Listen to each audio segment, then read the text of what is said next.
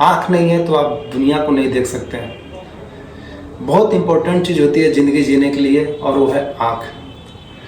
आँख के ऑपरेशन के बारे में आप लोगों ने बहुत कुछ सुना होगा। विश्व से लेकर देश में बहुत ऐसे हॉस्पिटल है जहाँ पर आँखों का सफलतापूर्वक इलाज किया जाता है। आज हम एक ऐसे हॉस्पिटल के बारे में आपको बताएंगे जो बंगाल में स्थित है, और वो भी हुगली जिला के डानकुनी शहर में स्थित है, जिसका नाम है दृष्टि दीप आई इंस्टीट्यूट। आज 2025 में ये दृष्टि दीप आई इंस्टीट्यूट अपना 7वां जन्मदिन मना रहा है। यानी कि डानकुनी में इसको एस्टेब्लिश होते हुए लगभग 7 साल हो गए। इन बीते हुए वर्षों में दृष्टि दीप आई इंस्टीट्यूट ने बहुत ऐसे उतार चढ़ाव देखे हैं।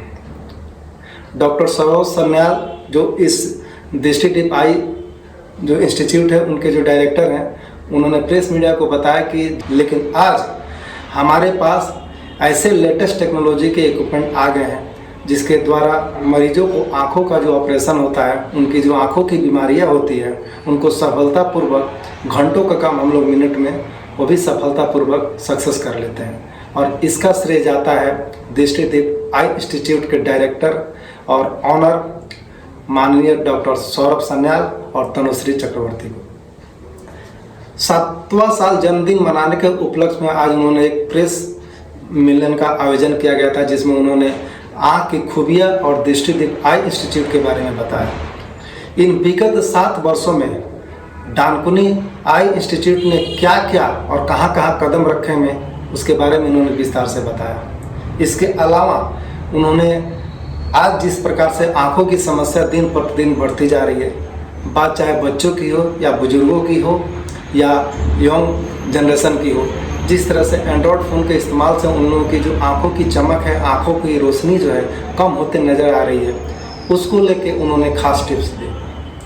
डॉक्टर सौरभ सन्याल के अनुसार आज जिस तरह से जो घर के गार्जियन है बच्चों के सामने जो एंड्रॉयड फ़ोन इस्तेमाल करते हैं, उसका लत और उसका जो प्रभाव है वो बच्चे के ऊपर भी पड़ता है। इसके लिए उन्होंने खास टिप्स दी कि जब भी आप घर में रहें तो बच्चों के सामने अपना एंड्रॉयड फ़ोन इस्तेमाल ना करें, दूसरा कोई कीपैड वाला फ़ोन इस्तेमाल करें, क्योंकि जो आप करेंगे उसका इफेक्ट आपके बच्चे के ऊपर पड़ेगा और आप इसको रोक नहीं सकते हैं। यदि आप चाहते हैं कि बच्चे का आँख अच्छा से रहे, आपका आँख का जो ज्योति है वो अच्छा से रहे, तो घर में बच्चों के सामने, बुजुर्गों के सामने एंड्रॉयड फ़ोन का इस्तेमाल ना करें। ये आपके लिए और आपके परिवार के लिए सबसे अच्छा रहेगा। इसके अलावा अपने 7वें वर्षगांठ के तौर पर उन्होंने दृष्टि दीप आई इंस्टीट्यूट के कुछ खास बातें बताई, और वो है कि जब ये शुरुआत हुई थी तो इसका नाम बहुत ही कम ऐसे लोग जानते थे, लेकिन आज हुगली जिले के डानकुनी में स्थित दृष्टि दीप आई इंस्टीट्यूट बंगाल के साथ साथ देश में भी ख्याति प्राप्त कर रहा है। सिर्फ भारत के ही नहीं, विदेश के भी पेशेंट आते हैं, जिसका बारे में उन्होंने बताया कि विदेश मतलब बांग्लादेश के ऐसे पेशेंट आते हैं जिनका इलाज वो सफलतापूर्वक यहाँ पर करते हैं, और इसकी संख्या बहुत है। कोरोना काल के बाद बांग्लादेश यानी कि विदेशियों के मरीजों की संख्या लगभग कम हो गई है, लेकिन अब धीरे धीरे फिर से इसको आगे की तरफ बढ़ाया जा रहा है और ये संख्या दिन प्रतिदिन बढ़ते जा रही है। यदि हम इसकी प्रधान विशेषता के बारे में बात करें तो डॉक्टर सौरभ सन्याल के अनुसार उन्होंने ये डानकुनी में ही इस जगह को क्यों चुना, इसके बारे में उन्होंने बताया कि ये जो डानकुनी का जो लोकेशन है जहाँ पर दृष्टि दीप आई इंस्टीट्यूट है, वहाँ बात चाहे रेलवे स्टेशन की हो या बस स्टॉप की हो या एयरपोर्ट की हो, ये सभी जगह से सुगमता से कोई भी मरीज यहाँ पर आ जा सकता है, और उसके लिए जो उनकी सुविधा के अनुसार जो भरपूर इलाज की जो ज़रूरत पड़ती है या मेडिसिन की ज़रूरत पड़ती है या लेटेस्ट इक्विपमेंट की ज़रूरत पड़ती है, वो हमारे दृष्टि दीप आई इंस्टीट्यूट में अभी अवेलेबल है।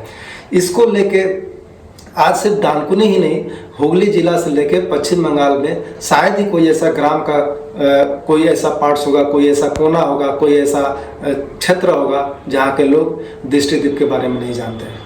लेकिन सबसे ज़्यादा जो सुगमता से पहुंचाया जा सकता है, यहाँ पर पहुंचा जा सकता है, यहाँ पर सफलतापूर्वक इलाज कराया जा सकता है, उसका नाम है डानकुनी में स्थित दृष्टि दीप आई इंस्टीट्यूट। डॉक्टरों से लेकर यहाँ पर जितने भी स्टाफ हैं, एक पेशेंट की जितनी भी सुविधा मिलनी चाहिए उसका यहाँ पर लगभग बहुत ही अच्छे तरह से उत्तम प्रबंध किया जाता है। आँखों को कैसे सेव करके रखा जा सके, आँखों को और आगे की तरफ ज्योति को कैसे बढ़ाया जा सके, आँखों के ऊपर कोई इफेक्ट ना हो, इसको लेके उन्होंने अपने मरीजों से लेकर देशवासियों को खास टिप्स दी। प्रेस साक्षात्कार के अनुसार उन्होंने बताया कि इस विगत 7 वर्षों में हमने ज़िंदगी के बहुत ऐसे उतार चढ़ाव देखे हैं, लेकिन आज हमारे पास ऐसे टेक्नोलॉजी मौजूद है, ऐसे इक्विपमेंट हमारे पास अभी मौजूद है जो आँखों से जितने भी तरह की बीमारियां होती है आँखों से होने वाली, चाहे बात कम दिखने की हो, चाहे आँख से पानी आने की बात हो, चाहे आँख को झुंझलापन की बात हो, या मोतियाबिंद की बात हो, या लेजर ऑपरेशन की बात हो, या बहुत ऐसे आँखों की जो बीमारी है जिसका इलाज ये एक जो लेटेस्ट इक्विपमेंट है उनके अनुसार ये बहुत ही सुगम और सरल तरीका से और बहुत कम खर्चों में यहाँ पर सफलतापूर्वक इलाज करते हैं। कम खर्च के साथ साथ चाहे बात भारत सरकार की हो या राज्य सरकार की हो, दोनों तरफ से जो आम जनता के लिए जो सुविधाएं मिलनी चाहिए वो इस हॉस्पिटल में मौजूद है। बात चाहे राज्य सरकार के स्वास्थ्य साथी कार्ड की बात हो या सेंट्रल गवर्नमेंट की बात हो, जहाँ जो आँख के ऑपरेशन के लिए जो वो सुविधाएं देते हैं वो सभी सुविधाओं का यहाँ पर खासकर ध्यान रखा जाता है। और इसमें जो डानकुनी में स्थित है दृष्टिदीप आई इंस्टीट्यूट, वो अभी सबसे नंबर 1 पर आता है। बिना किसी भेदभाव के बहुत कम बजट में, बहुत कम खर्चे में और सुगमता के साथ इलाज करने का श्रेय आज जो जाता है वो है दृष्टिदीप आई इंस्टीट्यूट के डायरेक्टर डॉक्टर सौरभ सन्याल को। आपसे बात कर रहे हैं डानकुनी में स्थित दृष्टिदीप आई इंस्टीट्यूशन की। प्रेस के दौरान उन्होंने दृष्टिदीप आई इंस्टीट्यूशन के बारे में और क्या कुछ बताया, हम आपको सुनाते हैं। इसके अलावा आँखों को सेव करने के लिए और क्या क्या टिप्स आप आजमा सकते हैं, इसके बारे में भी उन्होंने विस्तार से प्रेस वार्ता और सभी लोगों को बताया। दृष्टिदीप आई इंस्टीट्यूट डानकुनीते যাত্রা শুরু করে 2017 সালে। আজকে আমাদের 8ম বর্ষ পূর্তি হলো এবং 9ম বর্ষে পড়লাম। তো 9th ফাউন্ডেশন ডে 1 মে 2025। তো আমরা গত 8 বছরে ধীরে ধীরে দৃষ্টিদীপ একটা ছোটো আই ইনস্টিটিউট থেকে ধীরে ধীরে অনেকটা বড় আকার নিয়েছে এবং এখন আমাদের এই হুগলি জেলার এই অঞ্চল এবং সংলগ্ন হাওড়া এবং কলকাতা থেকেও আমরা প্রচুর মানুষের পরিষেবা দিতে পারছি। এই অঞ্চলটা অনেকটাই সেরকমভাবে সার্ভিস ছিল না, আন্ডারসার্ভড ছিল, সেই জন্য আমরা এই অঞ্চলটাকে বাছি। তার দুটো কারণ, একটা হচ্ছে কমিউনিকেশন, রাস্তার মেন হাইওয়ের ওপরেই এটা, এই জন্য আজকে বর্ধমান, দুর্গাপুর, আসানসোল, বীরভূম থেকেও পেশেন্টের কারো আসতে অসুবিধে নেই এবং ট্রেন লাইনেও এটা connected, both chord and main জাংশনে এবং কলকাতার এয়ারপোর্টের একদম কাছে। তো সমস্ত দিক বিবেচনা করে এই জায়গাটাকে আমরা শুরু করি 8 বছর আগে।